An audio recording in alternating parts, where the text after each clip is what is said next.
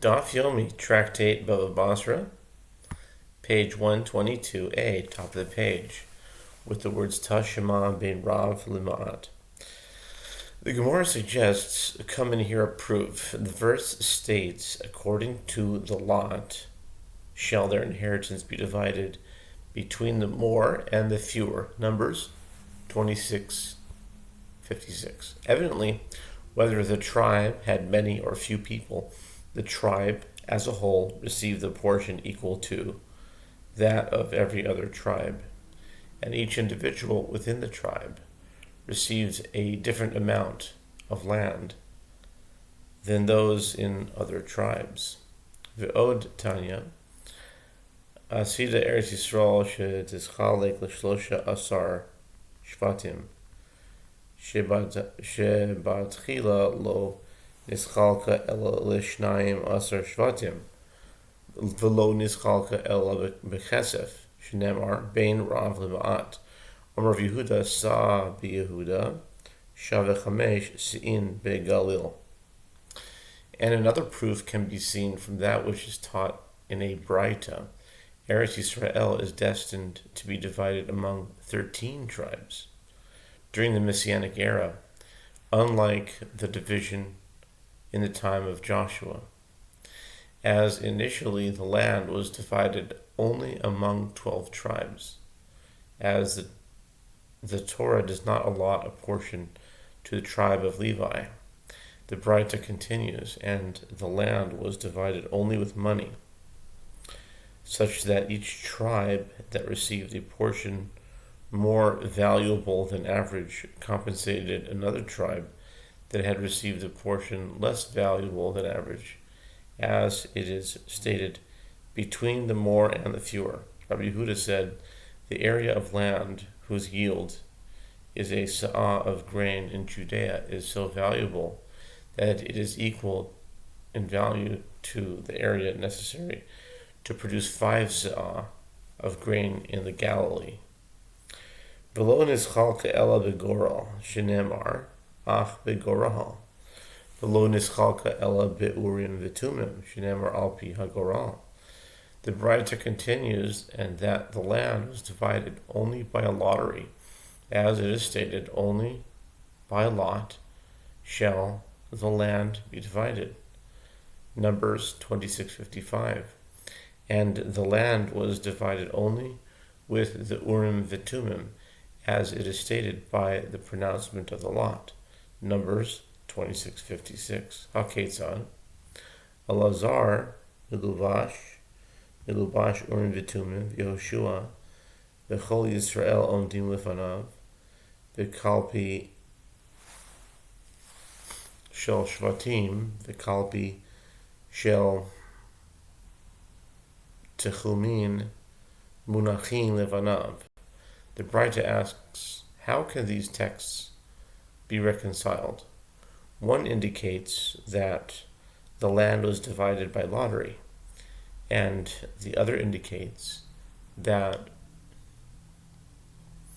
the land was divided with the Urim V'Tumim.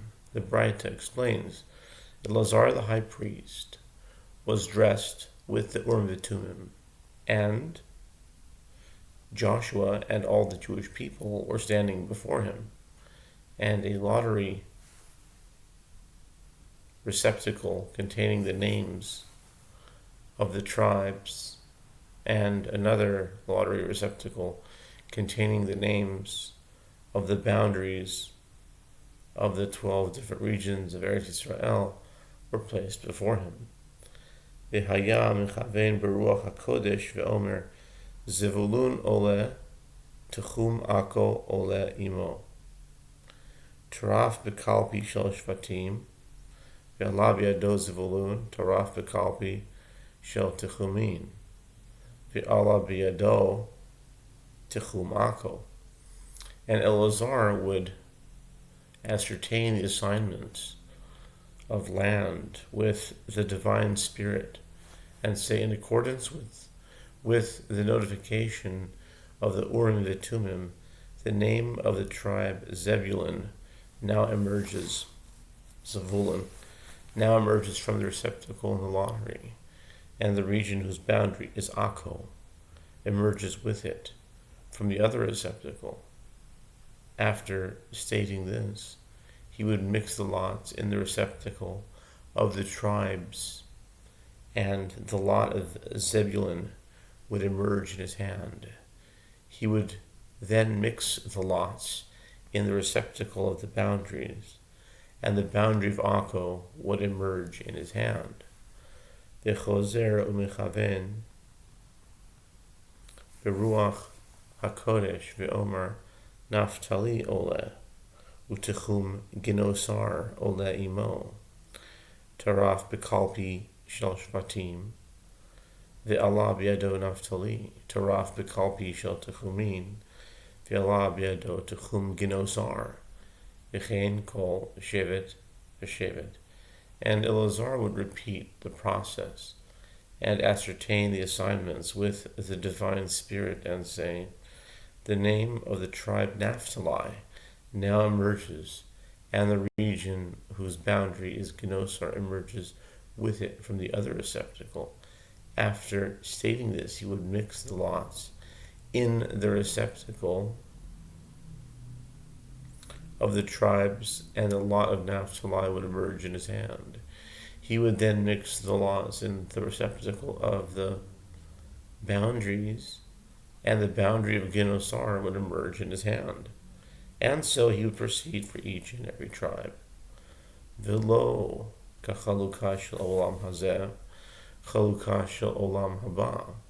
Ha'olam hazeh adam yesh lo sedei lavan, ein lo sedei pardes.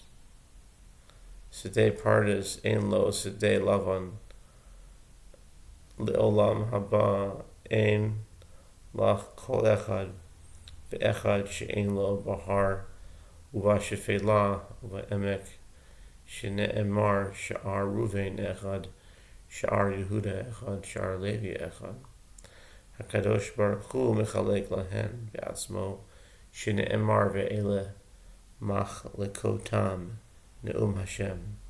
The Batra continues, and unlike the division in this world, meaning in the time of Joshua, will be the division of portions in the world to come, meaning in the Messianic era. In this world, if a person has a field of grain, he does not have a field for an orchard. If he has a field for an orchard, he does not have a field of grain.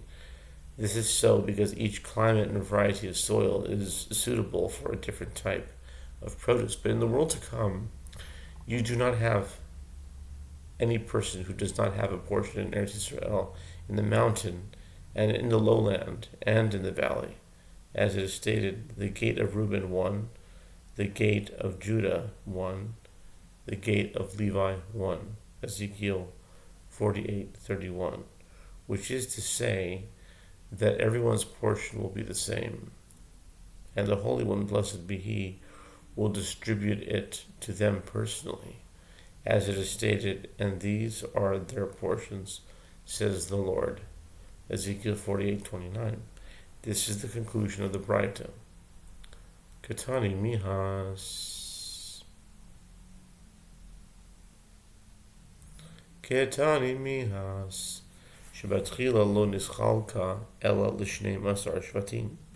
Shmamina lishvatim I pelug. Shmamina.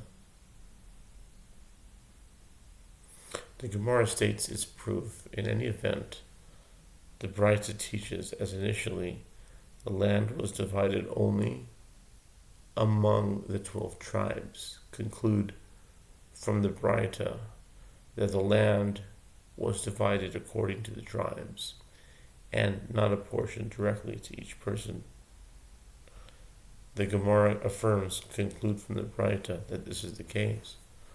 Amar Mar Atida Eretz Yisrael she'tischalek l'shlosha asar shvatim idach l'man Amar Rav Chisda l'nasi tichsiv ve'oved ha'ir yavdu mikol shiftei Yisrael Amar le Rav Papa le'abaye Amar rungar be'alma lo salka daitach tichsiv ve'hanosar l'nasi mizeh u'mizeh l'trumas ha'kodesh v'la'achluzas ha'ir. The Gemara returns to analyze the Braita just cited. The Master says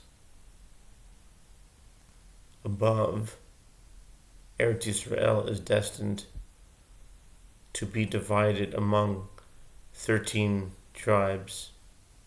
The Gemara asks, as to the other 13th portion, for whom is it? Rav Chisda said, for the king, as it is written, and they that serve the city, out of all the tribes of Israel shall till it.